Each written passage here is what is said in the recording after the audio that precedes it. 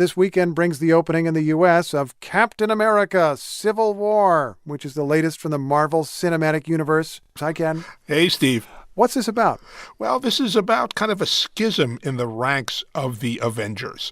Between Captain America and Iron Man, they're kind of arguing about whether the Avengers should have independence or whether the UN should supervise them and tell them where to go, where not to go. And you can hear Iron Man and Captain America, played by Robert Downey Jr. and Chris Evans. We can actually hear them arguing, Steve. If we sign this, we surrender our right to choose. What if this panel sends us somewhere we don't think we should go? What if there's somewhere we need to go and they don't let us? We may not be perfect, but the safest hands are still our own. If we don't do this now, it's going to be done to us later.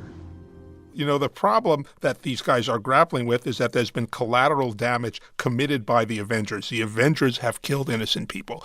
And it's kind of like Batman versus Superman, that some people are happy about this. Some people say there's nothing we can do.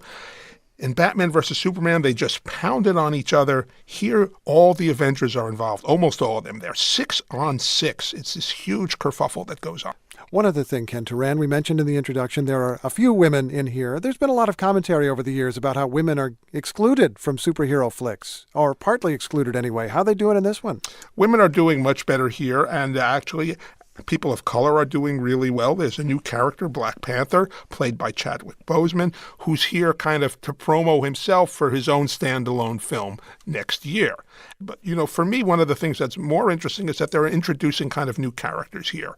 We have Spider-Man, and Spider-Man is a franchise where the films are made by Sony, and the kind of intense negotiations went on between Sony and Disney as to whether Spider-Man could appear in this film. You know, there's so much money involved in these things that the studio said whatever. Usually studios are not saying whatever when it comes to money. But with these Marvel characters, that's what happened.